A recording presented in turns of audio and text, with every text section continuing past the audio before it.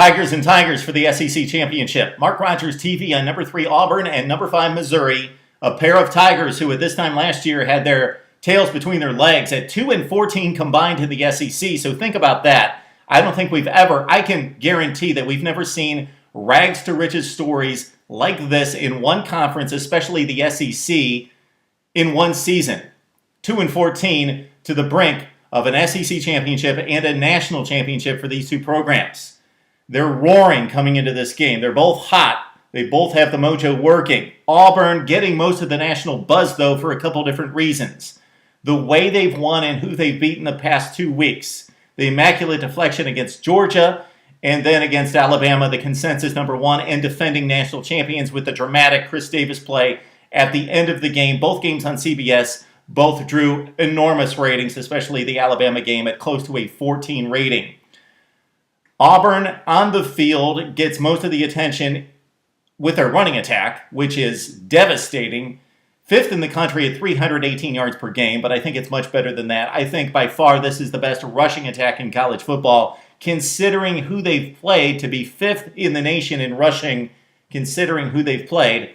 They ripped up Alabama for 296 last week, and this guy sat here last week and said, Auburn is not running consistently on Alabama, and I picked the Tide to win by 25.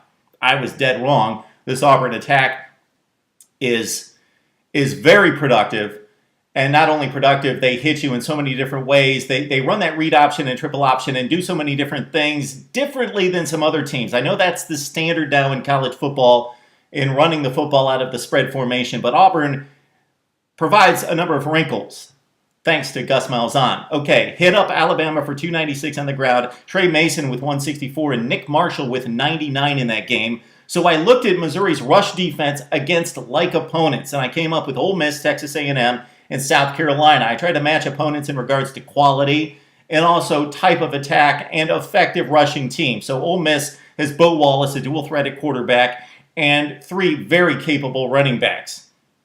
They ran for 126 yards against Missouri, 4.3 per rush. They were behind most of the second half. They did have 2 very long runs, so you can look at it that way, but also take away those 2 long runs. And Ole Miss basically did nothing against Missouri in only scoring 10 points. Texas A&M ran for 184 yards against Missouri last week, 28-21 loss. Johnny Manziel, though, just 11 of 21 rushing. Got to include the sacks there. Unfortunately, college football doesn't get that right. They include the sacks in the rushing totals. Johnny Manziel, 11 rushes for 21 yards, 1.9. So they contained one of the most elusive quarterbacks in college football. Then against South Carolina, Mike Davis, one of the best rushers in the SEC, 19 carries, 51 yards. Not much there. Missouri doing a great job against these guys. Connor Shaw came into that game. He's an exceptional dual threat. But at the same time, he did not hurt Mizzou with his legs. -8 rushing. He hurt them with his arm, 20 for 29, 3 touchdowns. So nobody's running the ball really on Missouri. But at the same time, nobody that I'm listing here is as productive as Auburn or has the looks. They run the read option. They have components of the triple option. They have elements of the wishbone. They run a ton of misdirection plays, and they are fun to watch. And they have it down pat. All right, defensive keys for the Missouri Tigers. In terms of effort, they obviously have to rush to the football and swarm to the football and be relentless. On the other hand, they've got to read their keys and be disciplined. It starts with Michael Sam, Hendricks Award finalist, 18.5 tackles for loss, 10.5 sacks. Shane Ray up front with 9 tackles for loss, 4.5 sacks. Marcus Golden's a special player with 13 tackles for loss and 6 sacks. And then 2 exceptional linebackers in Kentrell Brothers. He's got 5.5 tackles for loss and 3 interceptions. But it really centers around the captain, the leader. He's a quiet leader, but in listening to the news conferences this week, Mizzou defensive players always talked about Andrew Wilson. He's the captain. 87 total tackles to lead the team at middle linebacker. 6 tackles for loss. He will take on fullback Jay Prosh at the point of attack, and the winner of that will win a lot of these rushing battles at the line of scrimmage. Andrew Wilson against Jay Prosh, the fullback for the Auburn Tigers. Should be interesting. Missouri comes in with 95 tackles for loss. They have been in the opponent's backfield all season. They've certainly run up against, they've been fortunate to run up against some injury-plagued teams in Georgia and Florida in particular. Okay, E.J. Gaines at corner is one of the best in college football. Really, the secondary from Missouri is top-notch. He held down Mike Evans last week, basically controlled one of the best receivers in college football. Then you've got Braylon Webb at safety along with Matt White. They've got 73 and 52 total tackles, respectively. What's important there is that more so than playing the safety position to guard against the big play or split the field or take on that receiver who's running the go route and be able to read the quarterback's eyes, is run support. They are going to have to tackle, but they've done that all season. This defensive secondary is third in the SEC in pass efficiency defense. They lead the SEC with 18 interceptions. And again, the run support from Webb and White will be critical. All right, Ricardo Lewis, Marcus Davis, Quan Bray, a capable receiving core for the Auburn Tigers with, of course, Nick Marshall, not an exceptional quarterback. He's not going to pick apart a defense. But if they run the right plays and coming off that tremendous rushing attack, they'll run a lot of pass option plays off of what they do in the running game, and guys will be open at times, and Nick Marshall will need to deliver.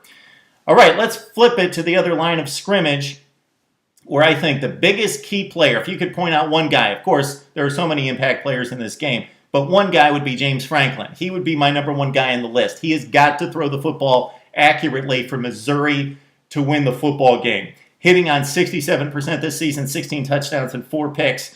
Missouri has those big, lean, lanky wide receivers. They're really not that lanky. They're very physical. They average 6'3" with LaDamian Washington, 44 catches, 10 touchdowns.